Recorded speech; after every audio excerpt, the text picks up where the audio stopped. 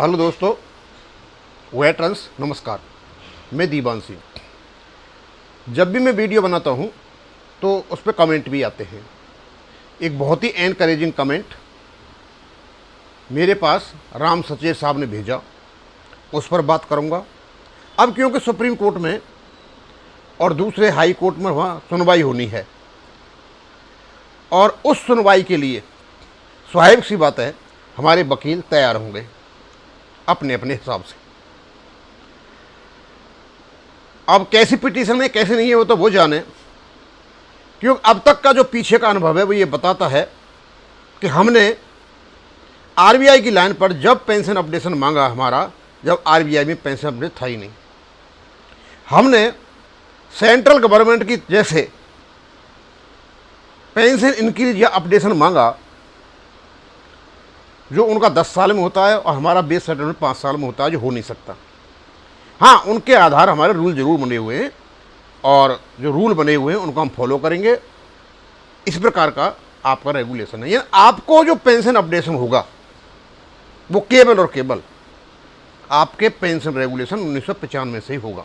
ये वहीं से निकालना है और इसको बहुत ही जो तेज तर्रार वकील हैं वो निकालेंगे।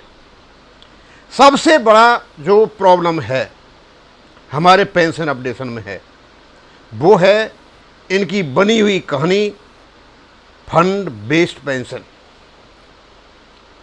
यानी इन्होंने कोर्ट के दिमाग में ये बिठा दिया कि हमको जो पेंशन मिल रही है वो फंड बेस्ड है। जैसे हम क्या नाम है एन्युटी लेने के लिए बैंकों में या एलआईसी में पैसा जमा कर रहे थे, वो फंड बेस्ड होता है और उसमें ना तो डीए मिलता है ना कुछ मिलता है। जितना हमारा ब्याज बन के आता है वो हमें क्या एन्युटी के रूप में या आपको क्वार्टरली के रूप में, हाफ ईयरली के रूप में पेंशन मिल जाए, वो तो होती है फंड बेस्ड।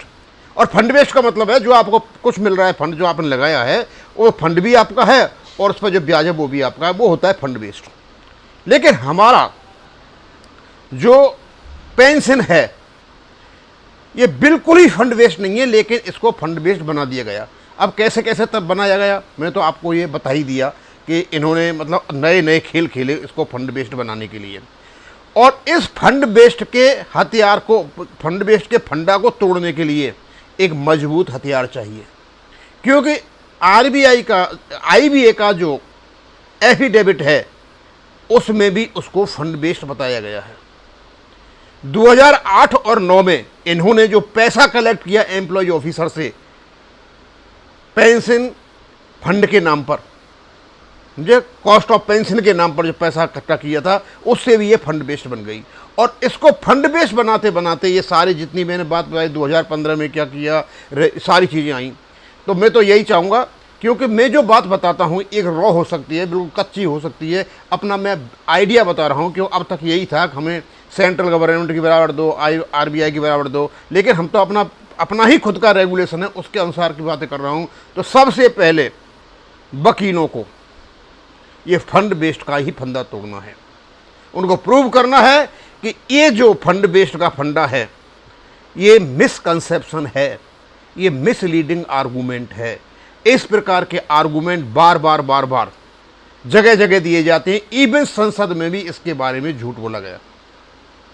हमारी पेंशन बिल्कुल फंड बेस्ड नहीं है। हाँ, 2 विकल्प है हमारे पास और 2 विकल्प ऐसे हैं।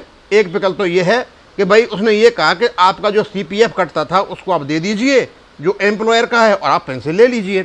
लेकिन 29/9/1995 के बाद तो थी पेंशन, दूसरा विकल्प ही नहीं था, तो वो फंड बेस्ड कैसे होगी। और जो 2009 में जो सेकंड ऑप्शन आया था 10 में जो पैसा कटा होगा, स्वाभाविक सी बात है जो 29/9/1995 के बाद जो भर्ती होंगे उनको थी पेंशन, उनका तो आप काट नहीं सकते। उनका काटोगे जिनने ऑप्शन दिया होगा।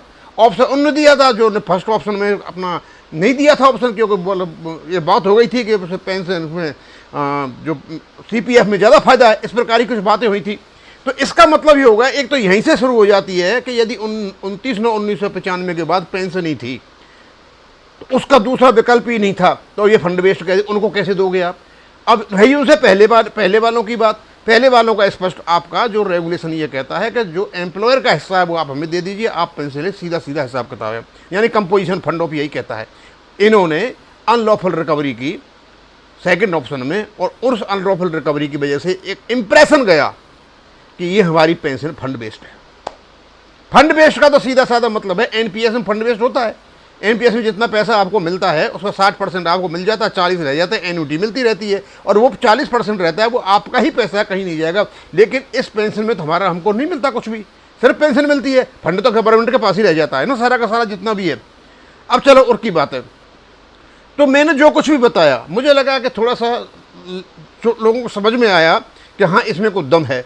तो मेरे एक राम सचेर साहब, सैचर साहब है, राम सैचर, उन्होंने एक कमेंट किया और मुझे बहुत अच्छा लगा। चलो बहुत अच्छी बात है। कहते हैं दीवान साहब, I am your regular viewer, whatsoever you are telling facts to win MC Singla case for pension updation shall be put before the Supreme Court।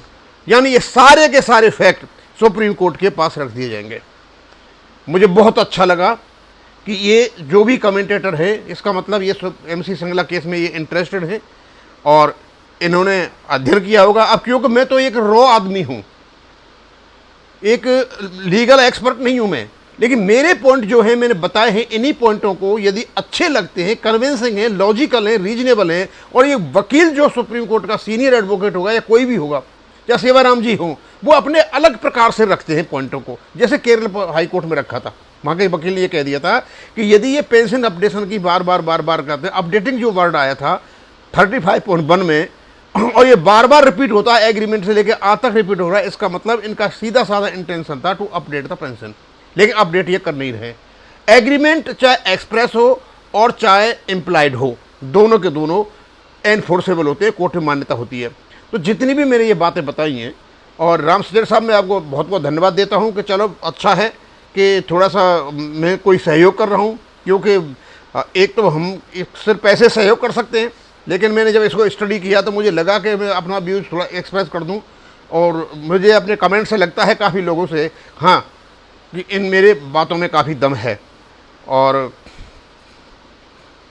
तो मैं ज़्यादा नहीं बता पाऊँगा क्योंकि बहुत कुछ मैंने बता दिया, पर इतना ज़रूर है कि सबसे पहले यदि इस केस को जीतना है तो ये फंड की जो फिलॉसफी है, ये कॉर्पस की जो फिलॉसफी है, इसको तोड़ना होगा। दूसरा, याद आया मेरे को, इन्होंने एक बार कई सुप्रीम कोर्ट में कहा था कि हम जो पेंशन फंड है हमारे पास, देखेंगे सफिशिएंट है या नहीं। अब पेंशन फंड एक जगह तो रखा नहीं है। इस समय 12 पब्लिक सेक्टर बैंक हैं, तो 12 ट्रस्ट बने हुए हैं, अलग अलग बैंकों के अलग अलग हैं, अलग अलग पोजीशन सबकी अलग अलग हैं। भाई तुम सबके लिए एक एक्चुअली कैसे कर सकते हो? और जब एक्चुअली हर साल हर ट्रस्ट का, हर बैंक का जो एक्चुअली है हर साल कर रहा है उसका कैलकुलेशन, तो एक एक्चुअली किस लिए लाओगे आप? और हर जो बैंक ट्रस्ट का अलग अलग पोजीशन है, तो हर एक को कैसे करोगे?